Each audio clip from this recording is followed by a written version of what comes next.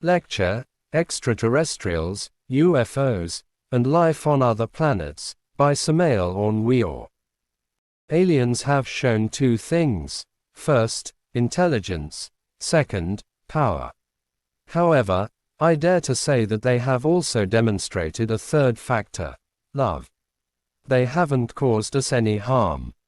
I am addressing all of you in the Regional Technological Institute of Nogales, with the purpose of sharing with you certain concerns about the UFO phenomenon. Really, the UFO phenomenon is quite intriguing. As I speak to you, a very curious case comes to mind. One afternoon, in my house, in the Federal District, between parentheses, you are welcome, my home is your home, I listened to Jacob Zabludowski. This man was laughing about the UFO phenomenon, because you know that he is quite skeptical in that sense. Rather, Pedro Ferraz has devoted himself seriously to the study of the UFO phenomenon. After Jacob Zabludowski's intervention, laughing and with skeptical little words about the UFO phenomenon, some friends hurriedly invited me to go out on the street as soon as possible. I went out, and how great was my amazement to see, precisely, a UFO flying almost, let's say, flush with the roof of the house. It was going so low, flying so low that everyone on the street, of all that neighborhood, were amazed. Besides, it was flying very slowly. If I had a camera at that time, I would have liked to have photographed it. The most interesting thing is that those neighbors laughed then, not at the UFO phenomenon, but at Jacob Zabludowski's skepticism. The facts were so convincing it made what Zabludowski had affirmed earlier in relation to the UFO ridiculous, terrifyingly ridiculous in the face of reality. So, really, the UFO phenomenon is quite intriguing. Life on Jupiter. Something very unique happened in the Republic of El Salvador. There was the case, quite sensational by the way, of an engineer who was taken to the planet Jupiter. That engineer was 100% skeptical. He did not believe in these things. Thus, finding himself one night in a park in San Salvador, a cosmic ship landed near there. Some crew members descended from the ship and invited him to enter. He, still skeptical, entered that ship, and in a few seconds he saw, with astonishment, that the Earth was below. And he watched as he went away through space, until the Earth, at last, looked like a small coin within the infinite. This man was taken, according to what he says, in just 30 minutes, to the planet Jupiter. He asserted emphatically that he found a very powerful civilization on Jupiter. They invited him to stay there, and yet he didn't want to. He limited himself to saying that he would return to planet Earth, to be able to tell the Earthlings something of what he saw, that he would like to testify that there is life on other inhabited planets. He found there, on Jupiter, some Earthlings who had been taken from our world, precisely so that they could know that planet. They had not wanted to return to the Earth world. They preferred to stay on Jupiter. That engineer, skeptical, unbelieving and 100% materialist, totally changed. His materialism went down the cliff. Before the facts he had to surrender and recognize that the wisdom of the universe is infinite. Today, that engineer is within the ranks of the Gnostic movement in the Republic of El Salvador. We have been told that he intends to write a book to report on it, all of these things. I hope he writes it soon, because in truth, we would be interested in knowing the whole of his exposition. Life on Ganymede. Let's continue. Another case that I found quite intriguing happened in Ecuador. A certain individual who was affiliated with a school in the Eastern world was visited by extraterrestrials on a given day. The cosmic ship landed precisely in the enormous garden of his house. Since this man was already preparing for that event, he was not afraid. He boarded such a ship and was taken to the moon Ganymede. That satellite revolves around the planet Jupiter. It is worth telling you that 12 satellites, in general, revolve around the aforementioned star. Jupiter is a titan, quite a gigantic world. I have observed it many times, I have seen it through the telescope. There is no doubt that this double belt in the equatorial zone has us quite intrigued. It seems to me that men of science have not investigated that belt. 1976. As far as I'm concerned, frankly I'm intrigued and I intend to do some further research. It is a pity that our current telescopes do not really have the range that we need. However, the one on Mount Palomar is better. But, well, let's continue with this narration. That man, I repeat, was on the satellite of Jupiter called Ganymede. What did he see in Ganymede? A powerful civilization. The houses are built underground with a soft but firm material and from one piece. The water has to be extracted from certain volcanoes. They have duly planted land, they grow their own food. In cultural matters, we were informed, they have magnificent universities. It causes a real sensation to know the way of studying of the inhabitants of Ganymede. Since they possess a sixth sense, they can obviously better explore the vital seat, in the fourth dimension of the physical body. Not only do they know the biological, catalytic processes, etc., but they also know the vital deepness in the fourth dimension. The scientists of our planet Earth have studied the mechanics of the living cell, but what do they know about the vital deepness in the fourth dimension? Absolutely nothing. Here, we Mexicans had a great sage. I am referring to Don Alfonso Herrera, the author of the plasmogenesis theory. This man managed to create an artificial cell, a very well-made cell, but that cell never had life.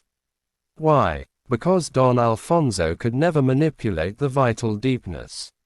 We could create an artificial male zoosperm in the laboratory.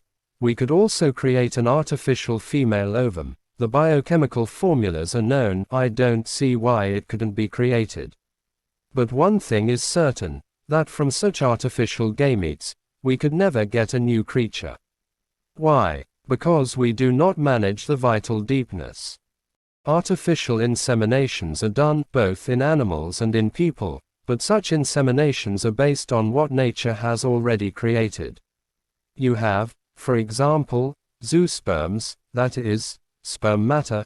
Insemination can be done and that is clear, it results in the appearance of a new creature. But the scientist has not made the zoosperm, nature has made them, they have been extracted from living organisms. So, we are playing with what nature has done, but we are not capable of doing it ourselves. There is a vital deepness in the living cell, a kind of double organism which, as I said last night at another lecture, has received in Russia, precisely, the name of bioplastic body. It has been photographed and is currently under observation. It happens that on Ganymede, the vital deepness has been known for many centuries. The inhabitants of Ganymede do not need special devices to see the vital deepness. They have a sixth sense. The pineal gland, for example, of the inhabitants of Ganymede is larger than that of earthlings. We well know that the pineal gland of earthlings measures only 5 mm in diameter and is surrounded by a fine sand. The pineal gland of Ganymede inhabitants is more voluminous. There is no doubt that this gland, for example, in ancient times, here on planet Earth, was also developed and allowed the Lemurians to always see the ultra of all things, not only the three-dimensional world of Euclid, but also the fourth mathematical coordinate. The inhabitants of Ganymede have not yet lost psychic perception. Their pineal gland, I say, is more voluminous. That gland has been connected, to the pituitary gland, by means of certain nervous ligaments, and in turn, the pituitary is connected to the cerebral center of sensations and to the entire optic nerve in general, by very fine nerve ligaments. Thus, the inhabitants of Ganymede possess a superior type of vision. They can see the vital depths of any living creature, the ultra of all things, and therefore, for them, the famous mysteries of life and death are visible to the naked eye. They do not need special microscopes or ultramicroscopes to know the origin of life. This man knew all that, on Ganymede. He also knew the cosmic ships that the inhabitants of that world use to travel through the infinite space. They are great mathematicians. They use solar energy not only to propel their cosmic ships, but also for all their ordinary services. Unquestionably, the lamps that illuminate even their very homes are based on solar energy. According to the accounts of this man, we learned that the inhabitants of Ganymede originally came from a world that also existed in our solar system, and that they called the Yellow Planet. It happened that the inhabitants of the Yellow Planet dedicated themselves fully to doing atomic experiments, something similar to what is happening on our planet Earth at the moment. A very wise man warned the inhabitants of the Yellow Planet of the possibility that through such experiments that world could be destroyed. The inhabitants, in general, did not believe him as usual, but there was a minority that did believe him. Those of the vanguard, those who did accept that thesis, since they possessed cosmic ships, decided to investigate the Ganymede satellite. They saw that there was life there and that it revolved around Jupiter, and they transported themselves to that planet. When in truth a great explosion was caused that blew up the Yellow Planet, those of the vanguard were already established in Ganymede. What I am talking about, at this time, has verification. Astronomers have been able to see, from the observatory, huge pieces of what was the Yellow Planet. So these are clear and definite hard facts. This man was about a month living on Ganymede. Meanwhile, a brother he had and who always visited him with his wife, knocked on the door, and great was his astonishment when he saw that the man did not open the door. He kept knocking, and finally the butler came out. They questioned the butler, "Where was your master?" The butler answered, "Although it seems incredible, it is true. A cosmic ship landed in the garden of this house and the master got on the ship and left." "Where to?" "I couldn't tell, but that happened even if you think I'm crazy." It is natural that this quite alarmed his brother. But the man had already begged the inhabitants of Ganymede to allow him to return to Earth, to say goodbye to his brother and his sister-in-law, and bequeath him his house and also his car. The inhabitants of Ganymede accepted and brought him back to Earth, agreeing to return for him a month later. Of course, the gentleman in question went to look for his brother and his wife.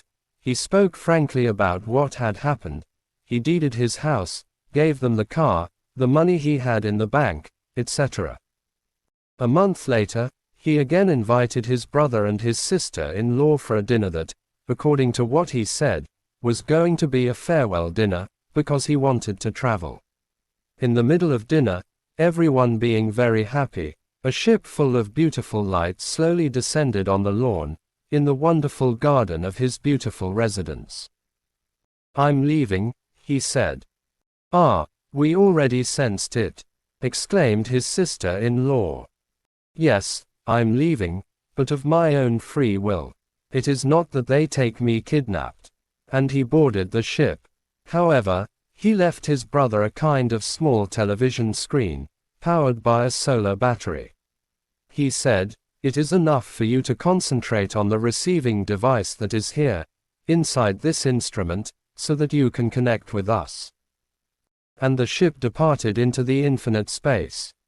His brother, with that device, continued to communicate with Ganymede.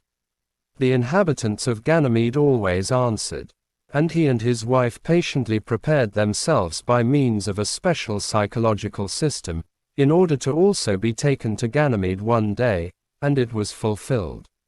The day came when they were also taken. But how did the man in our story manage to establish direct contact with the inhabitants of Ganymede?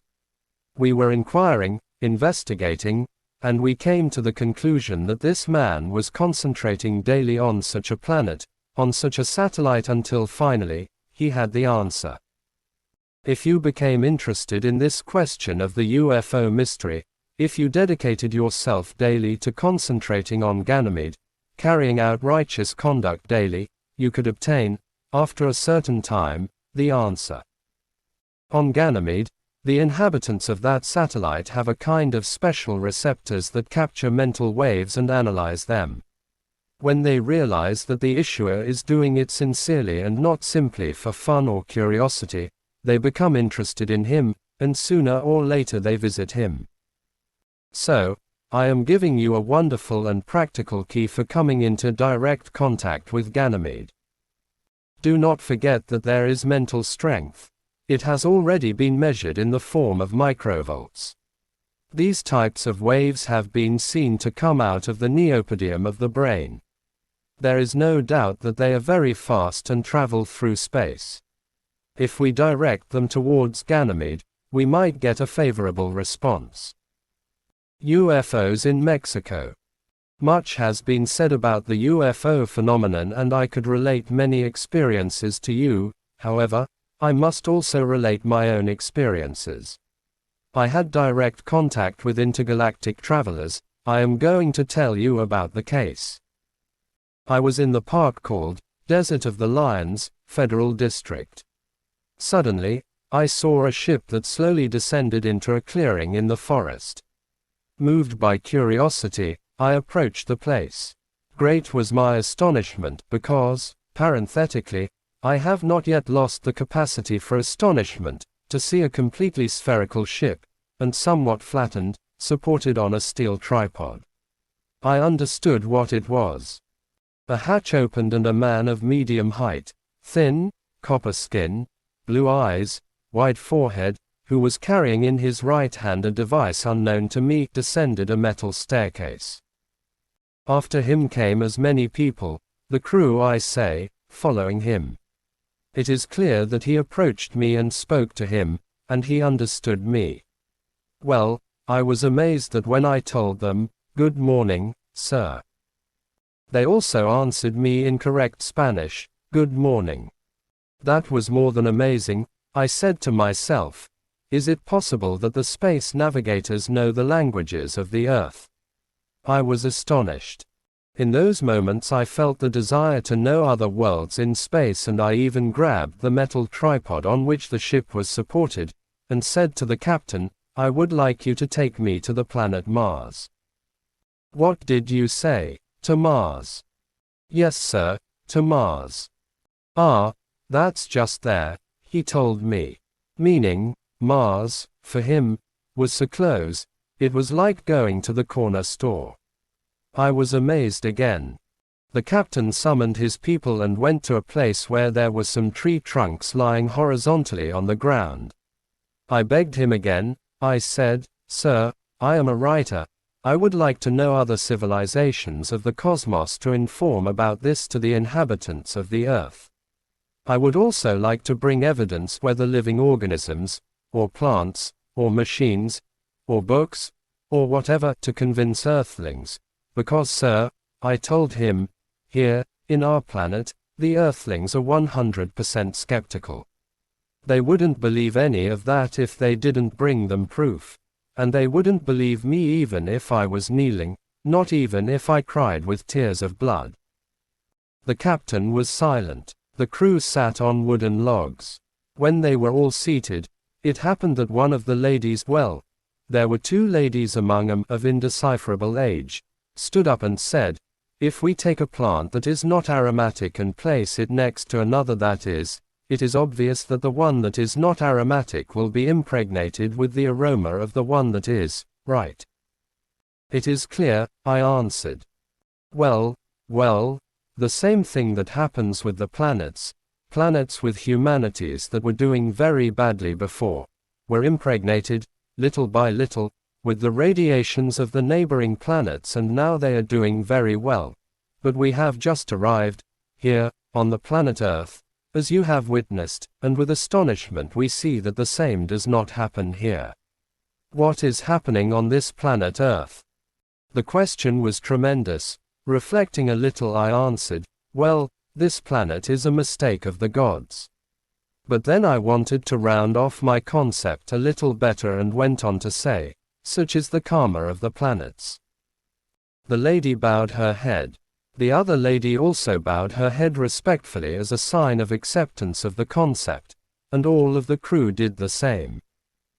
Then they stood up ready to leave, and I came back, again with my stubbornness, to beg him to please take me. I begged the captain, and even beseeched him. But everything was useless. He just told me, "On the path we will see." Through his answer, because I know that they are not earthlings and that they keep their word of truth, I understood that I should still improve a lot. And I watched the moment when he returned, again, to the interior of his ship. Later, I withdrew very slowly to observe what was happening. I saw the moment when that ship turned on its axis and rose very slowly, to then quickly disappear through the unalterable infinite. Now I understand that in reality, one must prepare oneself psychologically for a trip of this kind. Much has been said about cosmic ships. Some believe, others do not. Fortunately, already the majority of the inhabitants of the Earth accepted the reality of the flying saucers. The English officially gave their statement. They said, "We cannot deny them.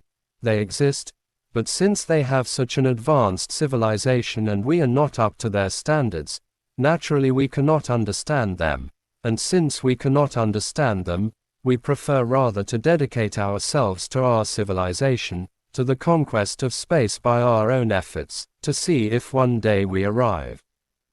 This was the official statement from England. Today, denying flying UFOs is equivalent to being a fool. It has been possible to verify reality in such a convincing way that it seems to me that no astronomer or man of science on planet Earth would really dare to deny the existence of flying discs. Today, denying that means ignorance. My friends, now, certain questions come to mind. What would the objective of extraterrestrials be to visit us? What for? There are cases that amaze. In Brazil, for example, there was an event that was quite strange. A certain peasant who was working his land was suddenly taken by strong arms and led into a cosmic ship. He was locked in a room after being examined in a laboratory. In such a laboratory his blood was studied, the quality of his blood. When those scientists were satisfied with the quality of his blood, they put him in a room where there was a bed. A lady later entered the bedroom. According to that peasant, he said that such a woman did not have eyebrows and her eyes were oblique like those of the Chinese. She sexually seduced him and then had intercourse with him. Later, they took him out of the ship. They left him at the place and the ship departed through space. Objective: why was his blood tested? Why was he forced to have sexual contact with that woman? What happens in all that? It is worthwhile for us to become more thoughtful and try to inquire, to investigate. Barnard's star. We know that in these moments of world crisis and bankruptcy of all principles, a terrible event threatens us. I now want to refer to that gigantic planet that bears the name of Barnard. Barnard, the astronomer who was observing it and who believes that he discovered it. I say that he believes that he discovered it, because such a planet had already been announced by Nostradamus in the Middle Ages. I myself, in many of my books, had already spoken about that planet. So Mr. Barnard, an eminent astronomer, was not really the discoverer of it, but he did baptize it by that name, and so men of science now call it. Such a planet travels at extraordinary velocities. It belongs to a distant solar system. I am emphatically referring to the solar system of Tylo or Tyler. It has a formidable orbit, and according to the mathematical calculations that have been carried out in the different observatories of the Earth, both in the Philippines and in London, both in London and in El Palomar, etc., that planet is coming towards the orbit of the Earth. It is gigantic, 6 times bigger than Jupiter, thousands of times larger than our planet Earth. Soon that titan of the heavens will be near. Since it brings some very serious dangers to the planet Earth, astronomers have been careful in the cosmological maps. We have one of those maps drawn by the observatories. We have it in our Gnostic Association of Anthropological and Cultural Studies. We have it in our headquarters. With that map, we have been able to verify that the planet Earth will receive the main effects of the approach of that planet, and Mars, Uranus, and Jupiter will be affected secondarily. When that world is very close to our Earth, since it is a gigantic mass, it will magnetically attract the liquid fire inside the world to the surface of the Earth. Then volcanoes will erupt everywhere, accompanied by terrible tidal waves and great earthquakes. In moments in which I say this, what the Nahuas said comes to mind. The children of the fifth son, alluding to us, will perish by fire and earthquakes. So, what they said has a very real basis. Obviously, the liquid fire will flow through the Earth's crust and burn everything that has life. Thus the prophecy of the Mayans for the Katun 13 will be fulfilled. The prophecies that Muhammad makes for the Katun 13, although he does not say the word Katun 13, will also be fulfilled in this way. In truth, the facts will speak for themselves, and when that planet gets too close to our planet Earth, after the great universal fire, it is obvious that a revolution of the Earth's axes will have to be provoked. The poles will become the equator will become poles, the seas will change their beds, and the current continents will sink to the bottom of the oceans. That will be the end of the children of the fifth son, as the Anahuac sages said, when they presented, or when they spoke about the Aztec stone, the solar stone, the calendar, to which I refer. We are talking about facts and we are also analyzing Anahuac prophecies. Well, then we can deduce, as a consequence or corollary, that at this moment we are being helped by extraterrestrials. More than one atomic catastrophe would have already happened in the United States or in Russia, if the extraterrestrials had not come to our aid. But, what is the reception we are given to extraterrestrials? It is obvious. Recently, 2 ships coming from starry space flew over the territory of the United States. The USA Air Force planes immediately rushed to meet them armed with rockets and machine guns. One of the cosmic ships left to the infinite space. The other gently descended on a tower of electrical energy. It was then that the blackout in New York occurred, 1965. It was possible to photograph the 2 cosmic ships, both the one that left to the infinite space, and the other that landed on the electrical power tower. With this, the extraterrestrials gave proof of their power. The generals of the United States of North America exclaimed, "This is the Achilles heel of the United States." It is really not possible at all for the United States to mobilize its defenses if the electrical power fails. If a handful of humans had paralyzed the powerful North American nation, only a few humans were needed to defeat the United States. How powerful are the extraterrestrials really? Certainly we Earthlings are too far behind. When we learned the first rudiments of mathematics, the aliens had already conquered space and were traveling through the infinite space. And yet, we are so bold that instead of receiving those lords of space with true love, with true dignity, we receive them with bullets. This indicates that we are still barbarians in the fullest sense of the word. Many would say, well, then if they are so wise and we are so backward, why don't they come to civilize us and land? Or in the Zocalo of Mexico or in any town, why do they run? Why do they leave? Why do they hide? What happens to them? I, in turn, would ask you the following: what would you do if, walking through an African or Amazonian jungle, you suddenly came across a tribe of cannibals? You would run away, right? It does not seem to me that you would like to be roasted and then served for the banquet.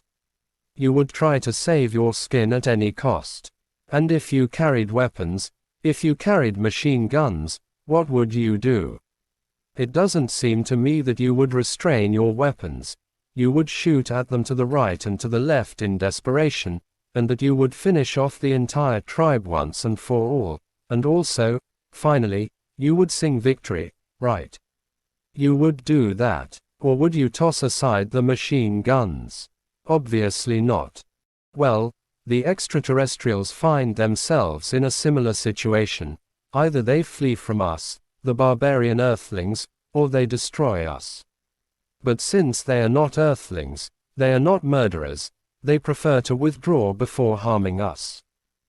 Obviously, those who have conquered space must have powerful weapons. Another case, at an army battalion. A cosmic ship descended before that army. Possibly the captain wanted, once and for all, to enter into friendly relations with the earthlings. Perhaps he thought that we were gentle sheep, that we would receive them with open arms, that we would take them to dinner, and that finally we would give them the lemon ice cream, but the captain was wrong. The sergeant of that battalion ordered, "Fire against those evildoers, fire." The captain did nothing but make a very strange lamp work, and a blue ray paralyzed the weapons and also paralyzed the arms of those barbarians of the earth. No one could fire a single shot or even move, and he calmly saluted the earthlings, while their arms and legs were paralyzed, climbed into his ship and was lost in the infinite space. Those of the battalion were astonished. They were then able to walk calmly, move their arms. They had received no damage. If the extraterrestrials were so perverse, they would have killed even the last little soldier in the battalion, but they only intended to defend themselves without doing harm. You wouldn't proceed in the same way, right? If you were faced with a tribe of cannibals and you were armed to the teeth, I assure you that you would not be so meek as not to use your weapons. Well, aliens have shown two things. First, intelligence. Second, power. However, I dare to say that they have also demonstrated a third factor. Love. They haven't caused us any harm. This is why it is prohibited by the cosmocrators for the intellectual animals mistakenly called humans to travel away of this planet with their physical bodies. Interplanetary travels are only for humans, and not for intellectual beasts. Notwithstanding, it so happened that the intellectual beasts have built the Tower of Babel, and want to escape through false doors. For that reason, they will be fulminated, they will be punished. Animals must be in the zoological garden. The zoological garden of the intellectual animal is the planet Earth. There the animals live, and there they must remain. Trying to escape from it is a crime punishable by the law. Those who are currently inventing rockets in order to travel to Mars are completely wrong. They may try a few attempts, and eventually they will fall. All the intellectual stars will fall, they will be fulminated by the law. Space travels, I repeat, are not for animals, but only for humans in the fullest sense of the word. We can also place our body in a jinn state, that is to place the physical body within the fourth vertical in order to travel, but we must never try to take our physical body to other planets because that is a lack of respect to divinity. A certain man who was taken to the planet Venus was astonished when they demonstrated it to him. The inhabitants of Venus placed a small device in front of a hill and told it, "Look."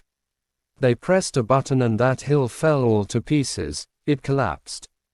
He then said, "If we taught the inhabitants of your planet Earth the use of these devices, they would commit appalling crimes, that's why we prefer to remain silent." Thus, my dear friends, it is worthwhile for us to try to eliminate the barbarism that we carry within us, the anger that makes us so monstrous, the abominable hatred, the limitless selfishness, the fear, because all the inhabitants of the earth they are full of fear, they arm themselves out of fear, they wage wars out of fear. Do you think that a man would wear a pistol on his belt if he were not afraid that someone would attack him? Do you think that a nation would arm itself with atomic bombs if it did not fear attack from other nations? Obviously, fear is the causa causarum of many serious mistakes. The man who is not afraid does not need to carry a pistol on his belt. The nation that does not fear does not need to arm itself. Fear truly makes us criminals, in the fullest sense of the word. In these moments of world crisis, when the planet Barnard approaches our world, on the eve of the Great Cataclysm, and in moments when nations are feverishly arming themselves for war, the aliens want to help us, and if we would welcome them with opened arms, it would totally change the course of history. It would truly begin a flourishing age on the face of the earth. So end my words. Does anyone want to ask something? Disciple, what is measured, according to the measure, katan, of the minds, in our time, Kattun 13, in our time? Samael Aun Weor, I will gladly answer that interesting question. Kattun 13 is very important. Remember that our solar system has 13 worlds, and that will seem strange to you, but I am going to mention them. First, Earth; second, Mercury; third, Venus; fourth, Sun; fifth, Mars; sixth, Jupiter; seventh, Saturn; eighth, Neptune; ninth, Uranus; 10th, Pluto; 11th, Vulcan; 12th, Persephone; and 13th, Clarion. Scientists today are beginning to capture the vibrations of Vulcan, the 11th, but they must go a little further until they capture the vibrations of Clarion. Those 13 katans are related to the 13 planets, and they are also related to the 13 heavens that the codices of our Anunnaki ancestors speak about. Great sages have said that the world was created on March 13th. And it is that, in reality, each race is divided 13 times.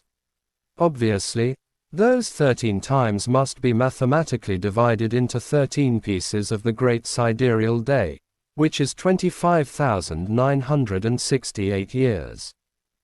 So, the 25,968 years must be divided by 13 and get the corresponding result. Conclusion: 13 parts of a sidereal day consisting of 25,968 years. Each of the 13 katans is related to the 13 planets. It is also related to the 10 Sephiroth of the Kabbalah and the 3 circles of the Absolute. It is related to the 13 planets of the solar system, as they are 13 parts of the great sidereal year of 25,968 years. So, in truth, all the prophecies that have been made in relation to the 12 katans that have been passing, have been fulfilled mathematically, and the Mayans await the last part, the 13th, the 13 katan. A Mayan elder was asked, "Will your son see it?" He replied, "No, my son will not see it." "Will your grandson see it?" Answer: "Yes, my grandson will see it." I recently returned from Palenque, where I was in contact with someone who studies under the direction of certain Mayan sages. Those who dare to say that the Mayans were ignorant, that they did not know astronomy and etc., etc., etc., show that they really know nothing about anthropology. Still, today, the Mayans continue with their mathematical and astronomical knowledge, continue in their studies. Nothing has been able to stop them, not even the boot of the conquerors. I have said it. Inferential peace.